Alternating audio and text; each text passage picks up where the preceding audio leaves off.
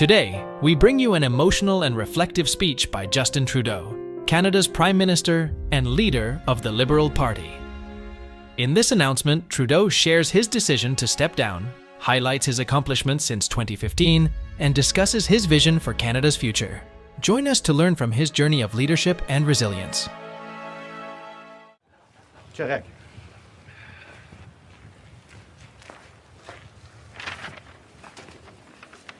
So I thought it might be fun for us to do this again. Bon matin. Every morning I've woken up as Prime Minister. I've been inspired by the resilience, the generosity, and the determination of Canadians. It is the driving force of every single day I have the privilege of serving in this office. That is why, since 2015, I've fought for this country, for you, to strengthen and grow the middle class.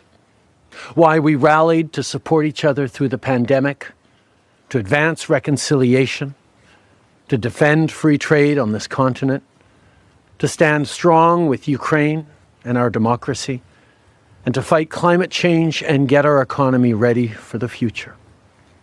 We are at a critical moment in the world. My friends, as you all know, I'm a fighter. Every bone in my body has always told me to fight because I care deeply about Canadians, I care deeply about this country, and I will always be motivated by what is in the best interest of Canadians. And the fact is, despite best efforts to work through it, Parliament has been paralysed for months after what has been the longest session of a minority parliament in Canadian history. That's why this morning I advised the Governor-General that we need a new session of Parliament. She has granted this request, and the House will now be prorogued until March 24th. Over the holidays, I've also had a chance to reflect and have had long talks with my family about our future. Throughout the course of my career, any success I have personally achieved has been because of their support and with their encouragement. So last night over dinner, I told my kids about the decision that I'm sharing with you today. I intend to resign as party leader, as Prime Minister, after the party selects its next leader through a robust, nationwide, competitive process. Last night, I asked the President of the Liberal Party to begin that process. This country deserves a real choice in the next election, and it has become clear to me that if I'm having to fight internal battles, I cannot be the best option in that election. The Liberal Party of Canada is an important institution in the history of our great country and democracy. A new Prime Minister and leader of the Liberal Party will carry its values and ideals into that next election. I'm excited to see the process unfold in the months ahead. We were elected for the third time in 2021 to strengthen the economy post-pandemic and advance Canada's interests in a complicated world. And that is exactly the job that I and we will continue to do for Canadians.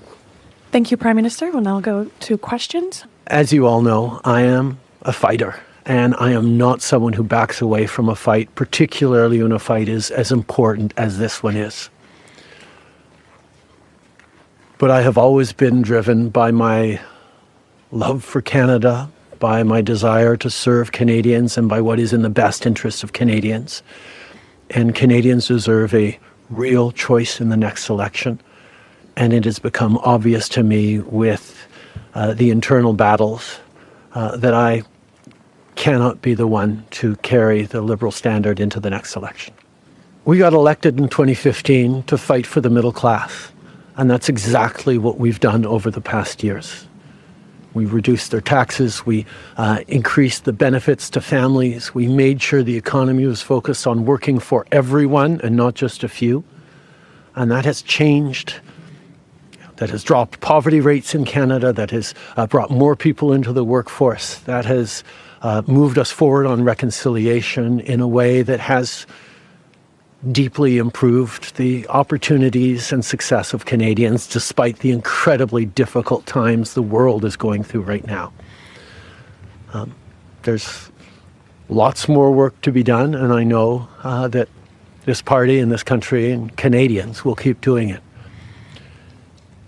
If I have one regret, particularly as we approach this election, well, there are probably many regrets that I will think of, but I do wish that we'd been able to change the way we elect our governments in this country so that people could simply choose a second choice or a third choice on the same ballot, so that parties would spend more time trying to be people's second or third choices, and people would have been looking for things they have in common instead of trying to polarize and divide Canadians against each other. I think in this time, figuring out how to pull together and find common ground remains something that is really important for democracies, but I could not change unilaterally without support of other parties our electoral system. That wouldn't have been responsible. Pierre Poilievre's vision for this country is not the right one for Canadians. Stopping the fight against climate change doesn't make sense. Backing off on the values and strength in diversity that Canada has always worked to pull itself together on is not the right path for the country. Attacking journalists, the CBC institutions, that's not what Canadians need in this moment. We need an ambitious, optimistic view of the future, and Pierre Poilievre is not offering that. And I look forward to the fight as progressives across this country stand up for the kind of vision for a better country that Canadians have always carried, despite the tremendous pressures around the world to think smaller, to veer towards the hard right, and to be less ambitious for what we can be and do as a country when the world really needs Canada. Parliamentary Press Gallery, and anyone who's been watching politics closely over the past months will know that Parliament has been entirely seized by obstruction and filibustering and a total lack of productivity over the past few months. We are right now the longest serving minority government in history, and it's time for a reset. It's time for the temperature to come down, for the people to have a fresh start in Parliament, to be able to navigate through these complex times, both domestically and internationally. And the reset that we have is actually two parts.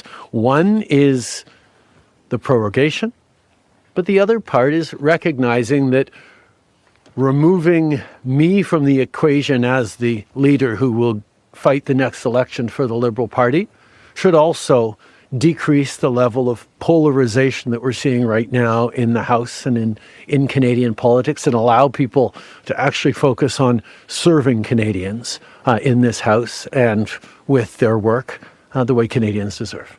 I have a tremendous amount of confidence in both Canadians and in parliamentarians' interest in serving Canadians in the right way. We're in a minority government right now, and there hasn't been an active leadership in a minority government in more than 50 years in this country. And there is always going to be the challenge of having a leadership race while a parliament would face confidence votes in the course of delivering supply to the government.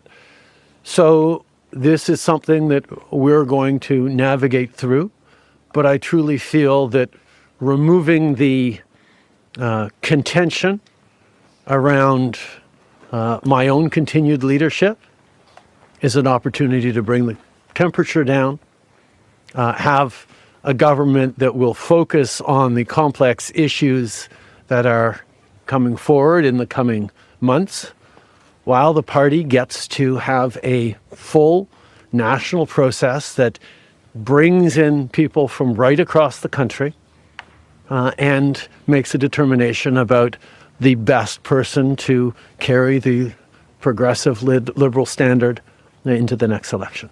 The government will still, and the cabinet will still be very much focused on doing the job that Canadians elected us to do in 2021, which is fight for their interests, stand up for their well-being, and make sure that they are good and that Canadians are protected and strong. There will be a leadership process and the rules will unfold over the coming weeks. But I can assure you that the tools and the need to stand up for Canadians, to protect Canadians in their interests and continue to fight for the economy is something that everyone in this government will be singularly focused on. Merci tout le monde. Merci d'être ici dans une belle journée d'Ottawa. Bonne journée.